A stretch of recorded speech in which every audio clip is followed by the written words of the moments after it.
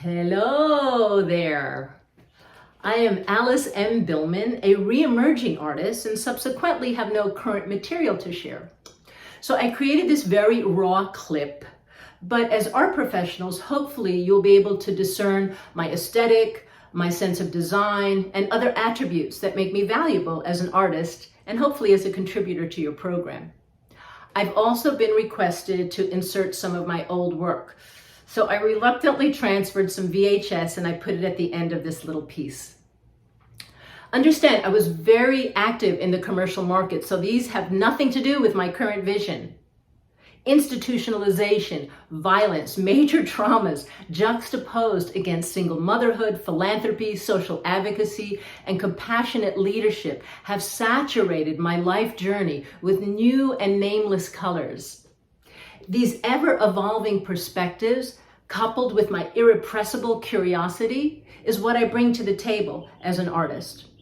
Now, since my work marries art and science, I've been studying XR modalities because I think these are very important to embrace for social survival as well as evolution.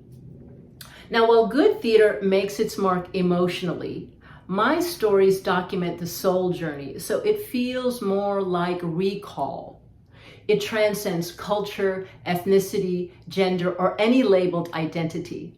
It's very honest, often disturbing, but always beautiful. So let's take a look at hell.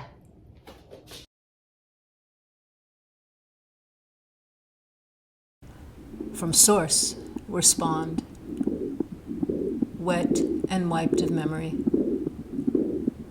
Our birth, spastic, amid screams and uncertainty. Our origins, soul, and liberty, depicted by the white paint, in sharp contrast to the black world that promises nothing but indescribable suffering. From liquid to gas, we gasp as we are thrust into the unknown. You involuntarily puke as your insides twist in disbelief. The mind breaks as the dagger gouges your eyes over and over. We can only react with animal instinct, so we try to escape.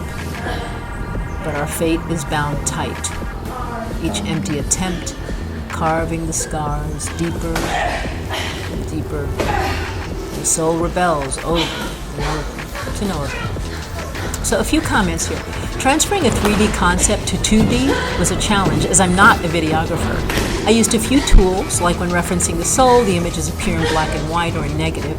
The stage would have been covered in soil, which would mar the performer's white silhouette as they move through the piece, adding to the escalation of trauma. The white paint immersion and application is a piece unto itself, and proper lighting would have also added dimensionality and effect, but I only had 4 Sundays and little resource to pull this together, so imagine what I could accomplish with time and support. The soundtrack was an overlay of noise, sound effects, and music, where again, in a real production, this would have been developed by collaborating with a sound designer.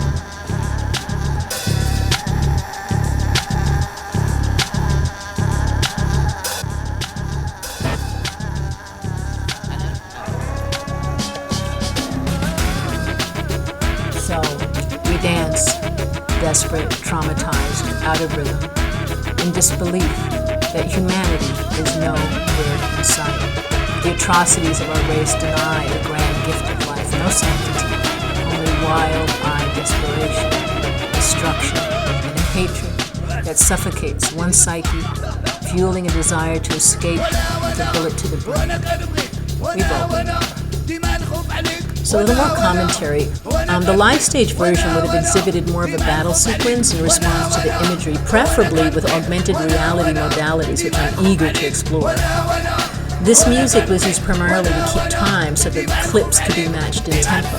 It was really difficult to research the background images, which gave me nightmares and reminded me of how important it is to be an artist with a mission that serves.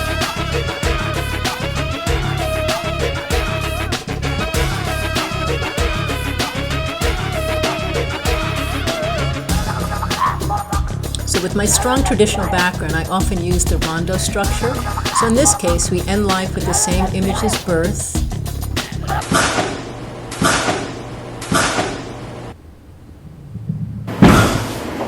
culminating with the shadow, the soul, leaving the fragmented marks it created while it was here.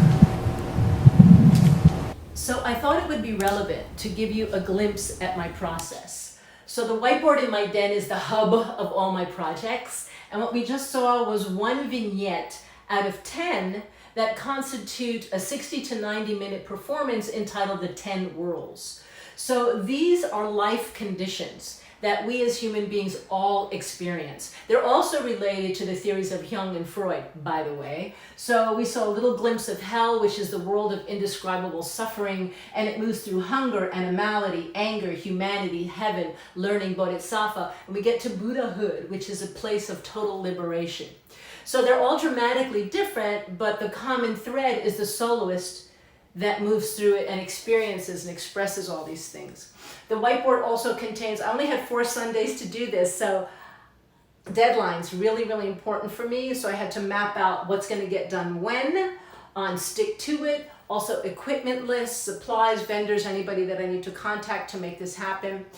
My whiteboard also contains a lot of impromptu poems, sayings, words, thoughts, ideas, opinions rain down, and it turns into a little sketch. Now, all of these are valuable little gems, and if they're not used right away, they appear during the course of my work somewhere, somehow. Nothing is wasted.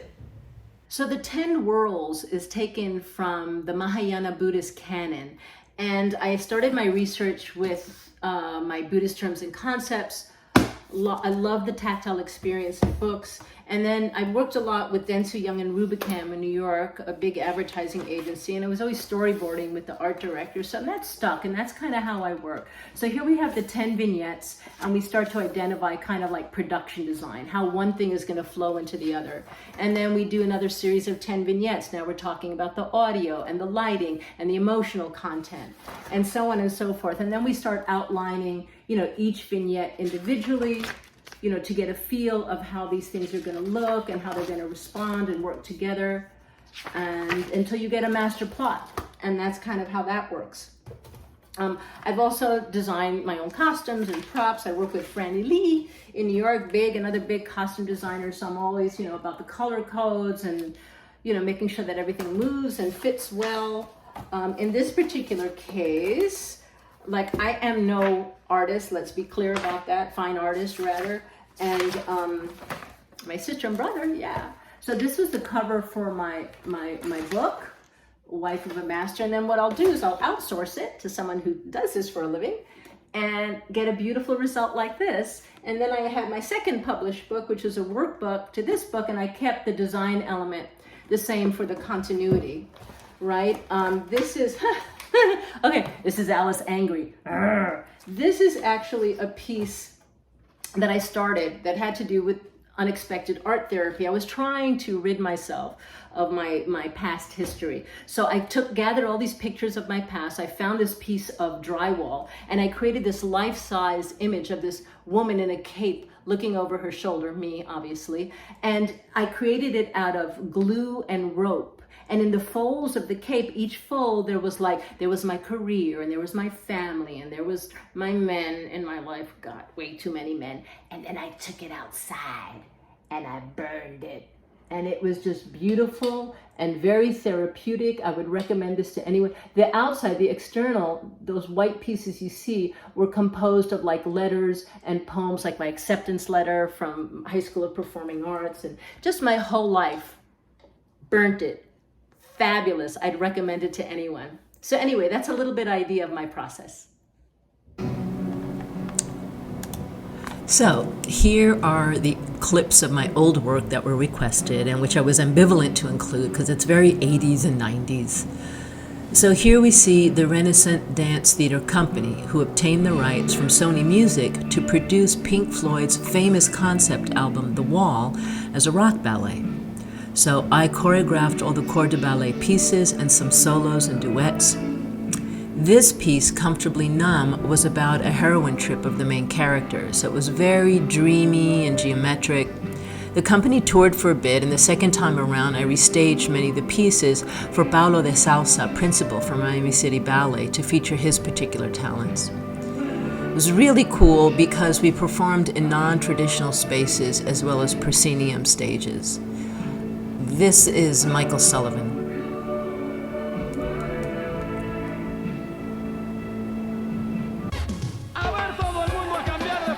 Sony Records hired me to choreograph for their award-winning Latin artist Jose Luis Rodriguez. Now, director Martin Kahan had some really unique camera angles and perspectives that made the collaboration both interesting and challenging in the best way. The music and video were #1 on the charts. This event at Joe Robbie Stadium featured hundreds of volunteers, dancers, and crew to pull off this insane extravaganza created by 5-time Gala Award winner Jackson Maddock. I wore several hats on this dangerous production, but was most proud of my crew who followed all cues and protocols so amazingly everyone was safe and no one's hair caught on fire. Ballet Flamenco de la Rosa is known for its fusion, and in this production, artistic director Aliso Rosal combined flamenco, tap, and the blues. This solo was preceded by a duet with a male flamenco dancer who left me. So clearly, I'm left with frustration and the blues.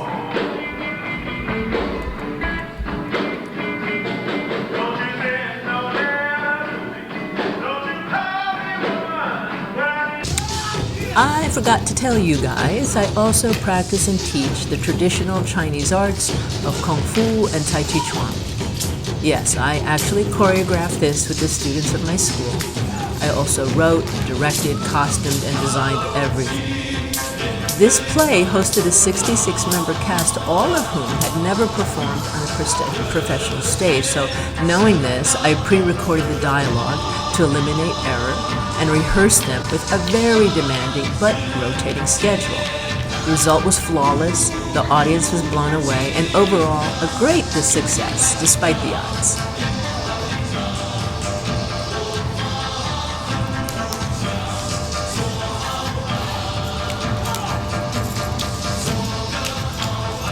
L'Œil d'Honneur was a live television show choreographed and directed by the amazing Reda Bentefol, who has continued to work non-stop with international ballet companies, opera, film, and a variety of mediums. He hired me to assist on this show as our styles and character were very compatible. You will never know what high stress is until you shoot a live TV show with 4 camera angles. Everything must be perfect because nothing is missed.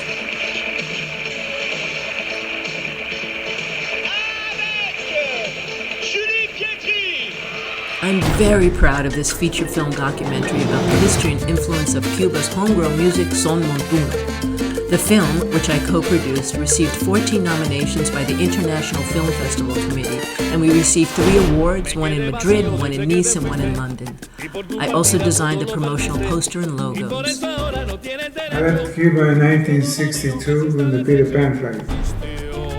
My mother had told me, if they turn me back, you keep going. We were thrown here into the United States. We have to survive. That's what I did. If they got any blood in their veins, they would move on the head with someone too.